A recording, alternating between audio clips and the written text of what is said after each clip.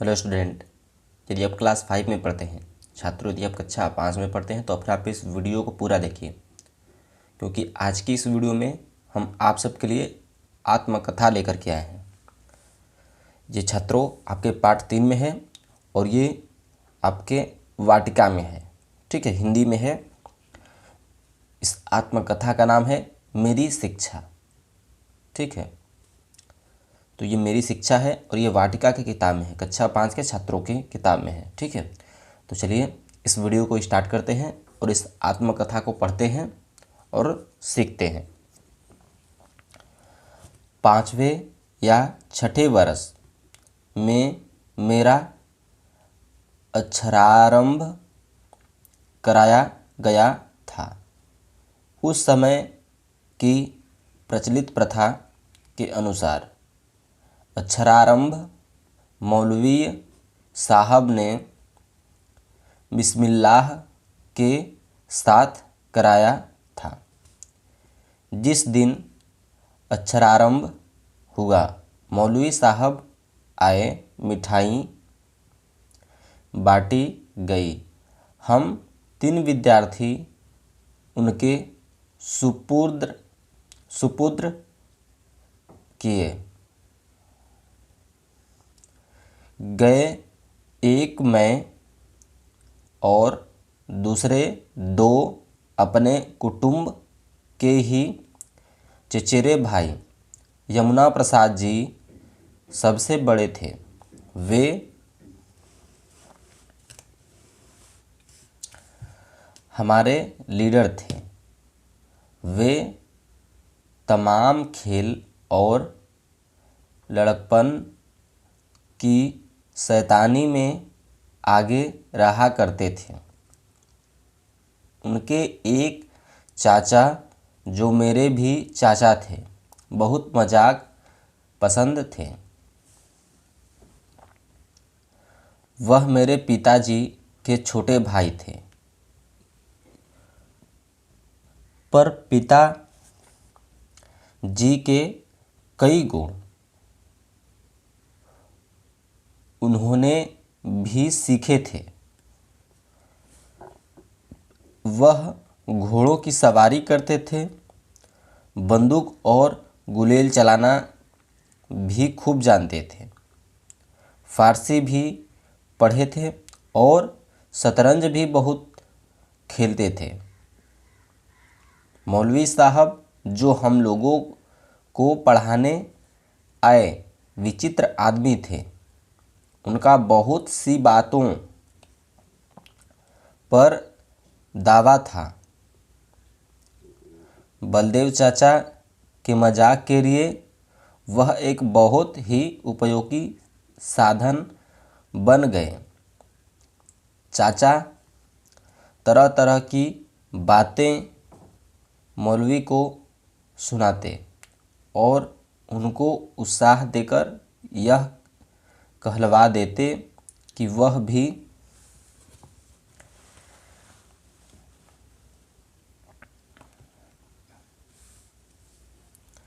चाहे कोई भी काम क्यों न हो, जानते या कर सकते हैं। मौलवी साहब का दावा था कि वे शतरंज खेलना भी खूब जानते हैं। बलदेव चाचा उन्हें शतरंज खिलाते, पर वे कभी न जीतते।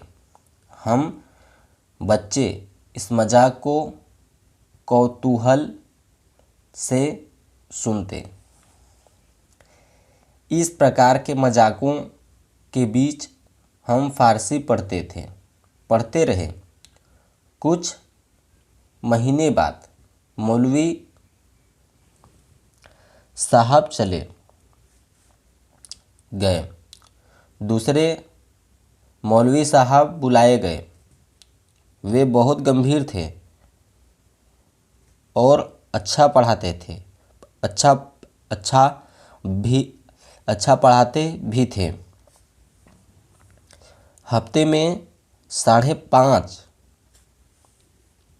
दिन फारसी पढ़ाते थे। बृहस्पतिवार की दोपहर के बाद और शुक्रवार की दोपहर तक फारसी से छुट्टी रहती थी तब 3 गिनती सिखाते थे। तब तक गिनती सिखाते थे। खेलने कूदने के लिए भी समय दिया जाता था। हम लोग खूब सवेरे उठकर मौलवी साहब के पास जाते थे। वे एक कोठरी में रहा करते थे। सामने आंगन में तख्तपोश पर बैठकर हम पढ़ा करते थे। सवेरे आकर पहले पढ़ा हुआ पाठ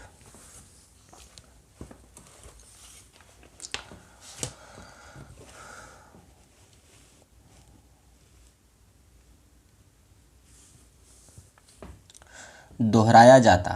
जो जितना जल्दी याद कर लेता उसको उतना ही जल्दी नया सबक पढ़ा दिया जाता था।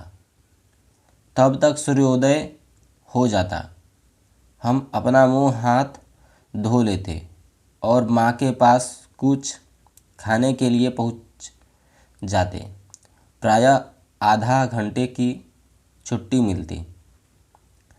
नाश्ता करके लौटने पर सबक याद करना पड़ता और सबक याद करके सुना देने के बाद मौलवी साहब हुक्म देते, किताब बंद करो। किताब बंद करके तख्त निकालनी होती। तख्ती भर जाती तो उसे धोना पड़ता। इस क्रिया में भी कुछ समय खेलने को मिलता। दोपहर को नहाने और खाने के लिए 1 या 1.5 घंटे की छुट्टी मिलती और खाकर फिर उसी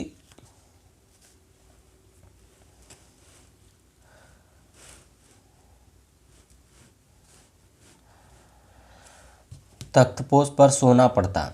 मौलवी साहब चारपाई पर सोते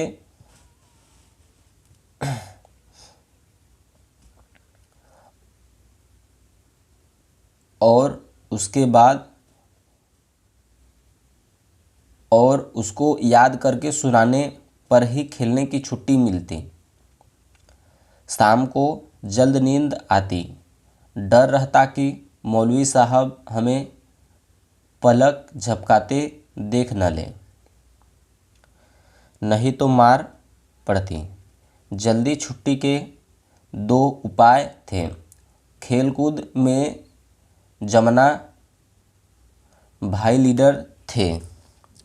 जल्दी छुट्टी पाने के लिए भी उपाय वही करते।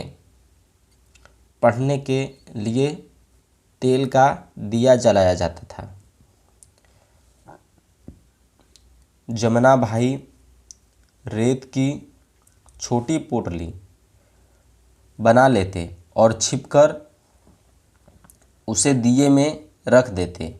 वह शीघ्र ही तेल सोख लेती और दिया जल्दी बुझने पर आ जाता। मौलवी साहब दाई पर गुस्सा होते कि तेल कम क्यों डाला और वे मजबूर होकर किताब बंद करने का हुक्म दे देते और जो कुछ फारसी का ज्ञान हुआ उन्हीं मौलवी साहब ने दिया। हम सब भी उनको प्यार करते थे। जब घर छोड़कर छपरा अंग्रेजी पढ़ाने के लिए जाना पड़ा तो मौलवी साहब को और हम लोगों को भी बहुत दुख हुआ। तो छात्रों, इस कहानी के जो लेखक हैं वह डॉक्टर राजेंद्र प्रसाद हैं और ये आपकी जो है कि आत्मकथा है। ठीक है, तो छात्रों ये आपका अध्याय भी खत्म हो चुका है तो इधर आप इसका चाहें तो शब्दार्थ भी देख सकते हैं और इसे भी आप याद कर सकते हैं। बेखौफ माने होता है निडर, सबक माने होता है सीख जानकारी, तख्त माने होता है नहीं, यहाँ पर ये लिखा है दस्तख्त, दरख्त, हाँ यहाँ पे दरख्त माने होता है पेड़। अक्षरारंभ माने होता है पढ़ने की शुरुआत, बिस्मिल्लाह माने होता है शुभारंभ, सुपुर्द माने होता है, सुपुत्र माने होता है सौंपना। ठीक है छात्रों, अब तक के लिए इतना ही। चलिए मिलते हैं हम आपको नेक्स्ट वीडियो में। धन्यवाद।